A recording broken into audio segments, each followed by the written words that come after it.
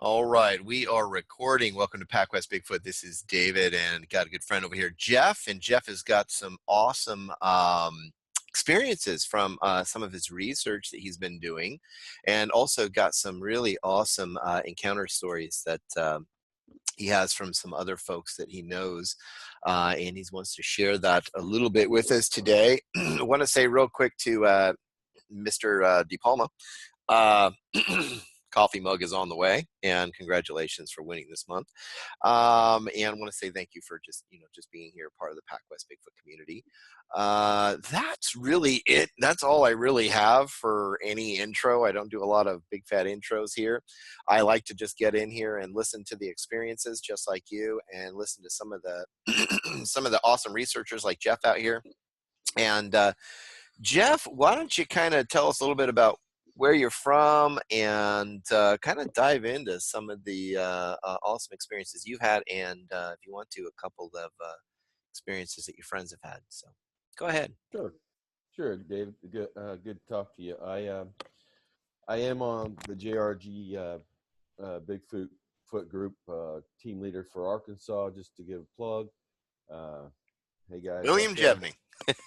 Yeah, I'm waiting for my research to begin here with them, and kind of hanging out for that. But anyway, I started this journey. I grew up in Eugene, Oregon, out there where you're at on the West Coast. So I had my first, deal was my parents talking with some friends. I kind of overheard something, and just trying to figure out what they were talking about. I was probably like 6. Still, wondering what this aggravated conversation was they were having. And my mother pulled on her skirt. She's like, well, we're just talking about a big, hairy giant man from the forest. At 6 years old, I heard that. That kind of piqued my interest. So I kept an eye out. Oh, I lost you. No, I'm here. I'm just fixing my camera. It seems to be doing some weird stuff. So Okay, great. So that, and I had paid $1 to see the Minnesota Iceman at a state fair in Eugene back in the '70s. So that really got me going. That was the guy who was doing the tour with the Iceman. It was that guy, that gray-haired, I don't know his name, but he was the one that kind of yelled at me. I was the only one down there in the aisle, and he goes, "Hey, you want to see a giant, hairy creature?" And he had this, big clawed, fang teeth, painting on his trailer, and it was a little thin stepway that went up to this thing and got in there, and I was the only one there. I had all the time I wanted to look at it for $1, and I saw everything close up on that ice as I could get, and interesting, very interesting it was. Anyway, I had never really done any kind of I've been in the forest. Hell, I've been to many, many campgrounds, many, many parks around California, Washington, Oregon. Walla Wallas. I've been to Crater Lake. Every little lake outside of Eugene, near Bend, Oregon. West Coast. I've been on the coast many, many times, and never ever heard any kind of the stuff that I'm reading and hearing about sign and the signs, the sounds and the sounds. Anyway, so I was living in Illinois. I went to work, told a guy about a story in Mendocino County about these fires and this one sighting I had read about, kind of told him about it, not even thinking that, he may have had something happen. But after I told him about it, he come back to me and said, "Hey, I got to tell you what happened down here." Well, I got kind of excited because where he's talking about was just down the road 10 miles. And so he tells me the story. He had this thing roar at him and jump out of a tree. And it's a report, EFRO report 24997, which you can go and read. It's pretty interesting. He did tell me a couple details of that story that aren't in there, which were after he looked over where the creature had roared at him. He saw it raise its arms above its head, and it was on a limb of a tree. Both hands straight up over its head, jumped out of that limb, and I've been to that tree, and it was 12, 15 foot off the ground. So it landed on one foot, went on all fours, and then boogied through the forest quicker than he'd ever seen anything move in his life. And his next move was run home. Yeah. So he was scared. And so after that, it took me about 3 months to get out there. It was July 2010. Um, went out, did exactly what he did. And if you read his report, you'll see that he crossed the trestles. This was early evening. I went at 1:30 in the morning with a couple guys. One was a 18-year-old deer hunter. His name was Casey. The other guy's name was Chris. And we went across there. And, looking back on it, those trestles aboard, some of them were pretty weak. And it was a good 15-foot drop down into the river. Oh, geez. So kind of hair raising. I had a flash. I had a. What'd you say? I said, geez, it's gonna What'd you say, be. Dave? I've been on something like that before here in Oregon. It's just Anyway, like, yeah, beat up old bridges or something. Trestle. It's just crazy. so yeah, it's kind of hairy because trains go down that tracks, and that was one part we had to kind of keep an eye on. Now you could look down the tracks and it got tiny down there. You could see a light coming at night, so you knew if one was coming. Mm-hmm. But you would have had to scurry across that river to get away from it. Uh, anyway, so I have a flashlight in my pocket. He's got an iPhone going. I asked him to record. I've never believed that I could catch anything at night on a camera. I've never believed that I can even catch them on a camera. And if I did catch them on a camera, I felt that they would be discredited, and I never really attempted it. Now, I've had eye shine sightings. This first sighting that I'm telling you about was a night that the dam had been open. The dam was about 500 yards up from this place, and when the dam opens, it floods out down there in that bottoms area below the trestles. Mm. You can go and look. It's Highway 50, Carlisle Lake Dam. It's on the bottom of the lake there. It's a big 12-mile lake. It's pretty darn big. On the north side, I had gotten my first audio callback that I actually made a call that I learned from Stan Courtney. Stan was kind of my mentor. He took me out a few times. I went to his house and got to see his stuff, the plaster cast and all of that. Nice. Stan taught me how to call. He took me out on a couple of pickups on some of his audio recorders and places where I'd meet him late at night. I heard his very first call with me. We got a call back on, and it was a story right near BFRO report 29265, which was also a friend of mine. I had him report it to Stan because Stan was looking. His goal is to get a report from every county in Illinois. That's his goal. So I was helping him. My first thing was get him on a radio station. I knew a DJ, got him on a radio show. Then we went on a podcast out in Western Illinois, about an hour from my house where the DJ lived.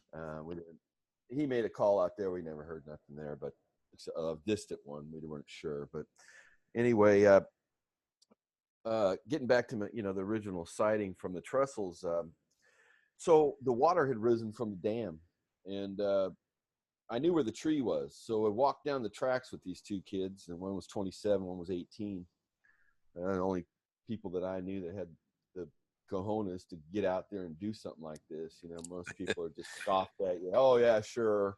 And they're not going to get up at 1:30 or 2 in the morning and get out there. And that's the key to me is quiet after the bar closes, not a lot of traffic, and no wind. And that's the three key factors I kind of do every time. It's late at night, eliminates a lot of, and even during the week, I won't go on a Friday, Saturday, or Sunday. I'll go on a Tuesday or a Wednesday in the middle of the week when I know people aren't camping out there, or, it's not summer all the time when I go either. It could be fall. I like fall because there's no leaves, and you can see very well, as you know, no leaves. Yeah. So we walked down the tracks a little bit towards that tree, and it was about, I guess, 60 foot down that track to where that lined up with that tree down there in the bottoms below us. There was riprap, that goes up, 10, 15 foot where this track sits up there. And the tree growth is 100-year-old, pin oaks and, oak trees, big, thick ones, they're 3 foot thick at the base, or bigger, easily placed to hide. But we didn't hear anything. The water was down in there and had risen all the way back into this. If you look on Google Maps, you can see There's a White House and the trestles there. You can't miss it. And it's on the I guess would be the west side of that trestle is where it was hanging out. But this night we didn't hear nothing at the tree. Came back to the edge of the riprap where it dropped back down into the water there, and we all took a leak, all three of us at the same time. Those two were on my right, and I was on the left over there, and we were hitting the water, so it sounded like a shower. And that shower did after. Well, you know as well as I do, when you piss around Bigfoot's areas, you can cause some stir-up. But this stir-up had already been happening prior to us even crossing the tracks. This thing was watching us. I didn't know it until, I guess, when I started talking to Jeremiah Fountain on JRG, and we did a little podcast. I realized prior to that what happened, where it was. It was watching us take a leak. It could see all three of us from its vantage point up under this trestle where it was hiding. And what I think happened was when we were crossing the tracks, it heard us and climbed up underneath there. Sorry about that. I popped off there for a second. Okay. So the water was reflecting off the water through the trees. Now this is July and it's still leafy, but it's lit up. It's still, you can see down there like daylight almost, you know. That's what it was coming through there. So I you know, after the fact, I finally realized that it was up underneath that trestle. And the funny part is, as soon as we get down to taking a leak, we walked down to where that thing was. I didn't know it. It was underneath our feet. You know, a railroad trestle below our feet is how close we were to it. It was ducked up underneath there high. I guess it was listening. You could probably hear us whispering and climbed up under there. We didn't see it because we were on top of the tracks, you know. And I didn't know it was even under there, of course, until like 6 months ago. Jeez. Because you know, you recount these things in your head and try and figure out where to go, what to do, why was it doing it. And you know, I'd gone back down there to actually look for evidence, you know, after all of the things that happened to me down there. This wasn't one of them, and I should have, because even if it was water ridden, 6 to 8, 9 inches, 10 inches of water, it would have left a muddy print down in that mud down in there. And I should have gone after the water receded, but I did not. Yeah. So anyway, there are some things, as you know, as you go along, you learn, you know, put scale to your photos. I've taken photos of footprints, a couple out there in Oklahoma, in the wildlife refuge at Stinchcombe, on the northwest side of Oklahoma City by an airport out there. And it used to be what we called 5 Mile, but it's now called Stinchcombe Wildlife Refuge, which is where I had my first encounter in Oklahoma after moving. But anyway, back to the trestles. So this thing's, we walked out to that second pillar and stood there and I said, let's just listen. I was a little disgusted because the water had risen. Quiet, please. Y'all. I got a lawnmower going in one ear and a dog barking. I got a lawnmower and I got kids. Sorry about that. But so yeah, I know you're a good family man, I'm sure. You live out in Washington, right? I live in Southern Oregon.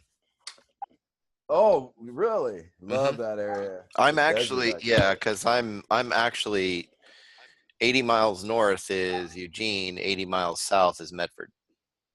And I'm actually from Ashland, Medford area, so the Rogue Valley. Yeah, I've been to Ashland many times. Beautiful place. I was raised. Yeah. My family's been there since the early 50s. Yeah, I heard your encounter when you were younger there with your mother and that place you lived at. I listened to that. It's very interesting. Yeah. Yeah, have you had any? I was curious though. Have you had any other encounters since then? No, not really. We did go to father and son camp with my church a couple weekends back, and it was really funny because I decided to take my 2 boys that I took with me, 2 of my 4 boys, and a little buddy, his kid. We decided to walk out around 11:30 at night, maybe midnight. We were walking down the road from Lamolo Lake or Pool Creek, and I don't know. There's no houses out there that I know of, but there's a big campsite and everything. But it was coming from actually away from the lake, away from it, from the mountains up there. But we heard like at first I thought it was like, maybe a coyote or some kind of, but then all of a sudden Yeah. you just hear this. It's like, for me, that out in the woods doesn't sound as natural as everything else. You know what I mean? It was just kind of off. And then all of a sudden, it's like we all kind of stood there for a second. And then I decided, of course, at that point to scare the boys. And the only one that didn't get scared was my 10-year-old, but the older ones screamed like girls and started running. Yeah, but it was a weird sound. It was a little off. I was like, that didn't sound, that sounded out of place. Yeah. So I always highly recommend for people to go to Stan Courtney's website, and I hate to promo him so much, but he was my mentor, and what's his name? Stan Courtney. Stan Courtney. Stan Courtney. You guys can remember that and check that out. Well, anybody who's been around the BFRO he's a researcher for Southern Illinois, and been doing this for 30 years, and he has a infamous call that one of the TV channels uses in Springfield, Illinois, called the Illinois Howl. Was dismissed by Matt Moneymaker as a coyote on the BFRO Finding Bigfoot show one time when Stan was on there. I think the only time he's been on there, but he always told me Matt Moneymaker kind of scoffed it at his parabolic, like it was something that would be good. And now they're using it. They've been using it for years. Mm-hmm. But it's funny to see that after parabolic mics are a good thing to use. I think it's a wonderful tool. Well, Matt Moneymaker told Stan that it wasn't something that would be good for Bigfooting. Yeah, so, then all of a sudden in the TV show, it's like everywhere. He thought of, then he thought of it. So we're now using parabolic mics, and it's like, well, wasn't he an attorney at one time, a lawyer?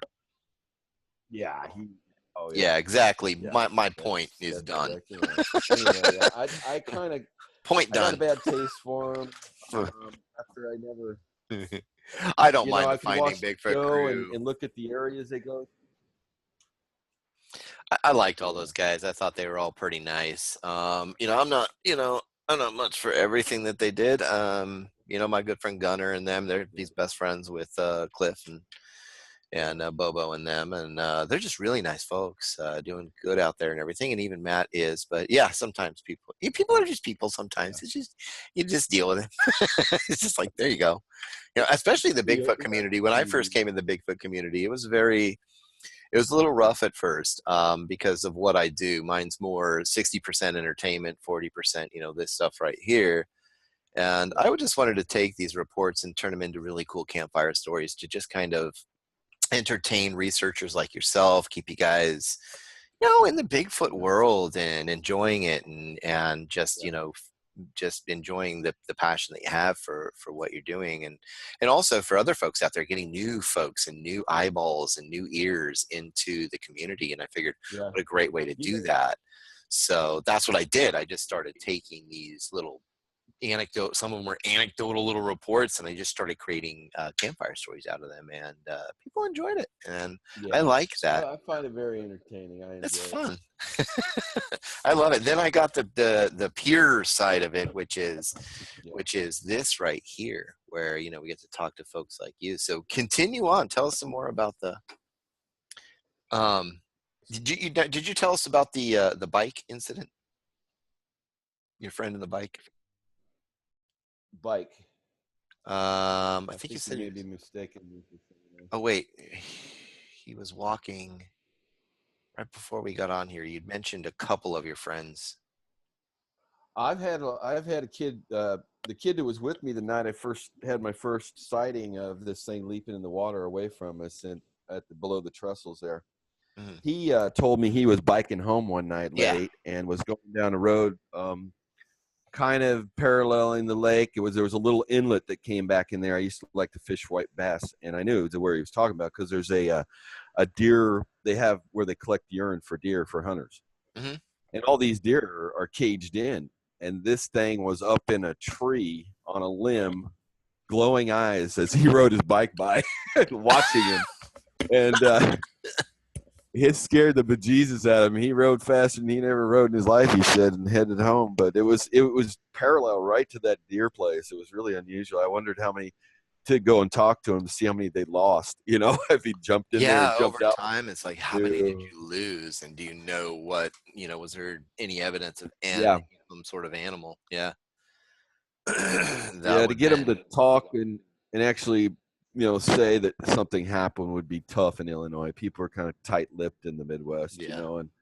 And it's like that there. You'll see only a few sightings there, and I had to forcibly, have two of my friends that told me stuff, go on there and report it, and they did, and I'm glad they did. Both of them had really good sightings.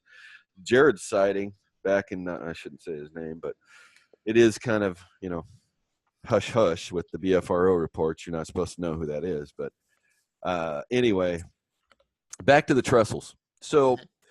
Yeah, this thing's under our feet. We are now standing on the trestles looking downriver. Two of us are. We got the kid on my left, the deer hunter. He's on my left. He's looking towards the road, towards the boat ramp and that direction. And he keeps saying to me as we're standing there, I hear something. Well, there's nothing more annoying to me to ask somebody what they hear and they can't tell you what it is. I don't know. He says, I don't know what I'm hearing. I was like, is it a step? He says something about water. Stick breaking? Yeah, something. But Something. it's got, there's 10 inches of water below us down there, at least. So the things are moving. As the water is moving through there going down river, it's creating little sticks, wobbling. You can hear that little wobble of a stick in the water. You know how that goes? Yeah. Because, it's flooding. Pretty much whatever's down there is underwater now. So it's a lot of movement of grass and things. But the other kid next to me on my right is looking the direction I am. And he says, I hear something too. And I said, what do you hear? He says, now this guy, he tells me, he says, I hear dripping water. I said, what do you mean dripping water? He says, and we're standing there. I can't hear these things because I had ear infections when I was a kid. My hearing is terrible. Mm-hmm. So he says, I hear dripping. I said, what do you mean? Like drip, drip? And I can kind of hear dripping, but I don't hear what he's hearing, which is multiple dripping.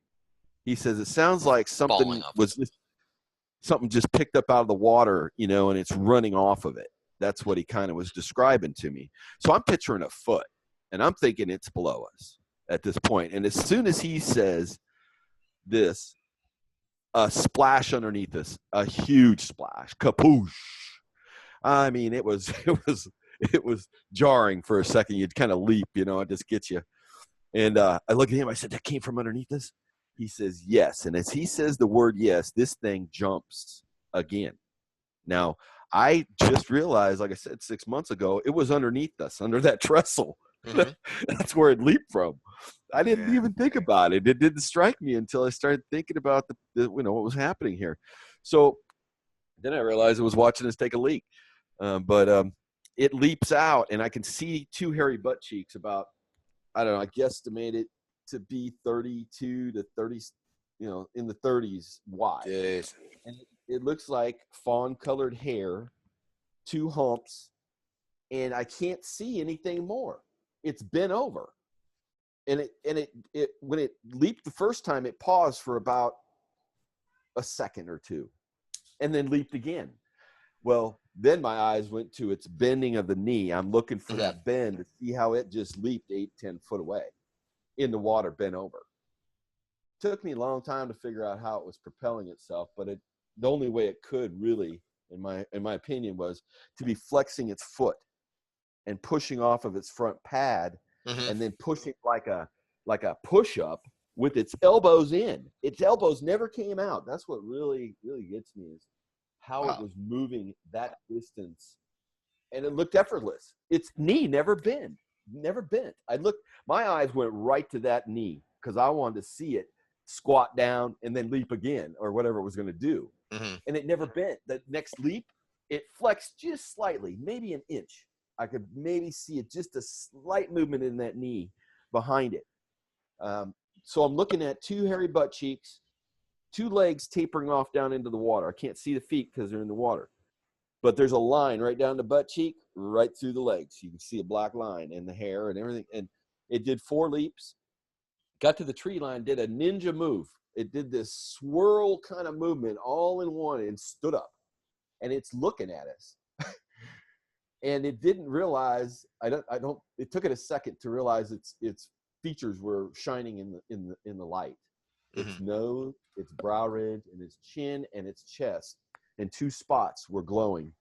And you could see just this feature, this shadowy, it was backing in. And what it did was, it probably noticed its nose was glowing. They're used to being in the dark.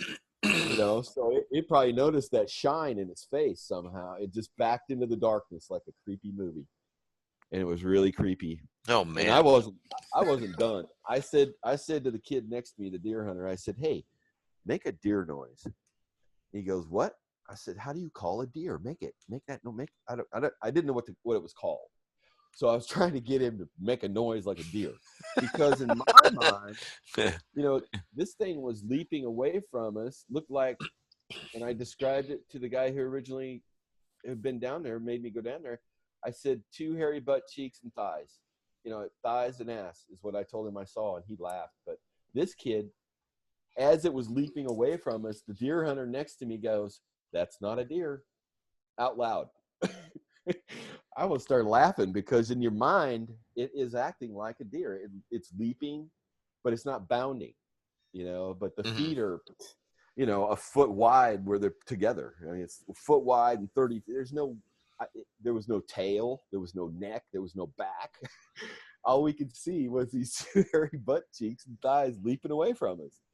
And for him to say that, just my mind, I wanted to laugh out loud. That's insane. And, so he goes a deer blup. I said, "Okay, make it." So he makes it, and it calls back immediately. Oh wow! He went or whatever that deer blup is, and then right away, right back at us with a little deeper sound, same noise. He did it again. He did it again. He did it again. It did it 5 times. It called back and forth. He goes, "Wow." Deer. He goes, "That's not a deer. Deer don't talk to you." That's what he said. And I'm always, I'm trying to make funny out of life, So every time I hear something funny, I'm thinking it's hilarious. But now it's really funny to me. Anyway, so it did the 5 bleps, and I noticed as it was calling back and forth to him, it moved towards the riverbank. It moved almost from that position to the riverbank a good 25, 30 feet during these 5 bleps. It was moving and calling at the same time. Kind of weird. Now, this guy who originally had the sighting there, the 24997 BFR report, his mother lived across the river from this area, right across. Oh, wow. We could see her house from standing on the trestles right there. Big 2-story, $300,000 home. Jeez. Well, later on, he says, "My mother wanted to talk to you. She had told me, she had told him what happened. One night in June 23rd of that previous month, before I was down there, she was woken by a slapping sound and a howling noise. So she went downstairs. She said she went to the back door. They have a pond next to the river. Like, their neighborhood had a pond in the backyard. Well, she looked out there and didn't see any movement on the water. But what she was hearing was a palm slap, really loud, on top of the water, and then a kind of moaning noise. Oh, wow. And she said this went on for an hour and a half. It scared her to death because it's 1:30 in the morning.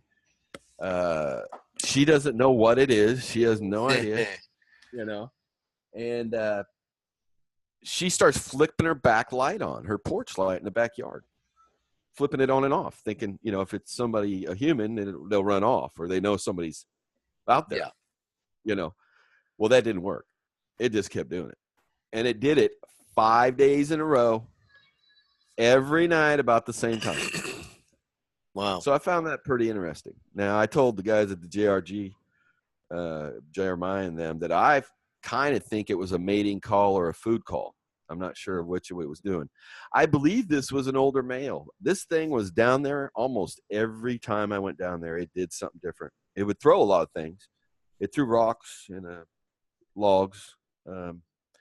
Every time I went down there, I always took somebody with me. It was either a friend or somebody who had heard, and I'm doing this because the radio show kind of they had mentioned me around the area and just said that I was interested in that. So people knew me, they heard it, and they were like, then they felt comfortable to come to me. I started getting stuff coming to me. That's the key to this, is to get the information. Like me telling you this story, some people may have heard this on the podcast, but Podbeam is not some place that a lot of people go. The Witness of the Unknown needs to be sticking up a notch, in my opinion, but that's neither here nor there. I've seen it on YouTube now, so Will's got his stuff out there, and that's a good place to be, in my opinion. But I was hooked. After I had the leaping in the water story, I called the guy who from the BFRO report that he made, my friend, and I said, this is what happened. And he busted out laughing out loud when I told him about ass and thigh. He said, that's what I saw. That's when he realized that I saw what he saw, because he didn't put that in the report. And what the other thing he didn't put in that BFRO report was the straight up hands above the head, jumping out of 12-foot leap onto one leg, and then taking 3 human steps and booking butt through the forest. He had that thing follow him home, though. It knew where he lived. It could smell him, I'm almost sure.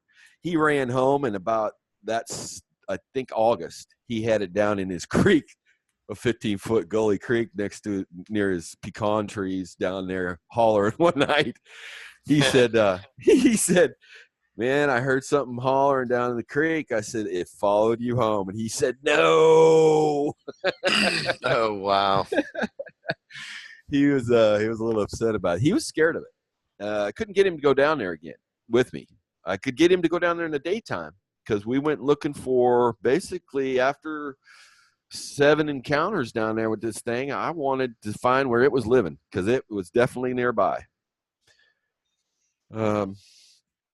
Yeah, wow. There's 5 more stories out of that bottoms. I could tell you a good one. Oh, no, I think actually I'd like to have you come back here pretty soon. I know I have to get going here in a few, but okay, yeah. How can folks follow you online and contact you online for? Yeah, I started a group in McAllister when I had moved there to help a friend with her hip surgery. You can go to McAllister Urban Bigfoot Group on Facebook and contact me there. McAllister Urban Bigfoot. Yep. Okay. Because I believe these things are urban. I'm looking for microforest inside the city limits that they're living. This is kind of one of my target things to do. Okay. Is to catch them in the city limits, which I'm almost sure they are, but just a matter of getting out there and spending some time.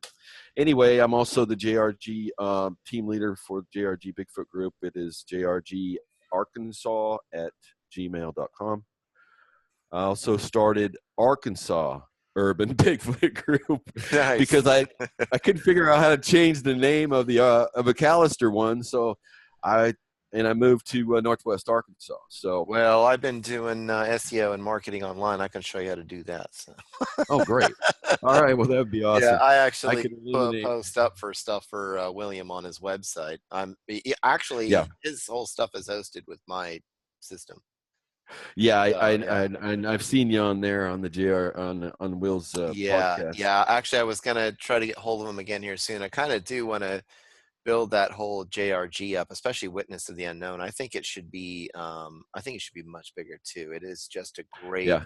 He's such a great interviewer. He's such a great guy when it comes down to all of this stuff, and he's so well versed in it. And I met one of the guys, in John Green's first book. That when I was living in that southern Illinois area, there was a report out of Trenton, Illinois. Well, I looked at the names in that story, and I found the guy. He lived in the town I lived in. His name was Brian Schwartz. They spelled it wrong. I approached him, and he laughed it off, but he did agree. He did come to, in my mind, he agreed that it was something that he was the guy. Nice. But I was trying to tell Will about that, because I know he had his book years and years and years ago, and I ran into an actual person, a witness, from that book. Oh, nice. Awesome. Anyway, Cool. I love I Awesome. love this stuff, and Not me yeah, too. appreciate it. So Well, you hold want to on talk one again? second and stay on here, okay? So you guys can get Yeah. over there, check out Jeff, and follow him out there on Facebook. And I would connect with him if you guys got any sort of reports or interesting encounter stories or anything that you want to share with him from around that area, those areas. Please connect with him. I'm telling you, I don't care if it's the littlest thing, get it over to them because they like to get out there and do some research. I know, Jeff, you like to get out there and do some research, and finding new areas and new things and new information is always what we're trying to do here. So with that, Well, guys, hang on, yeah. Jeff. Go ahead. Yes, sir. Well, you know, you want to. Anyway, I'll talk to you about it later. Sorry. All right. Well, thank you, guys. God bless you from the beautiful Pacific Northwest and here at PacWest Bigfoot. And hold on one second there, Jeff.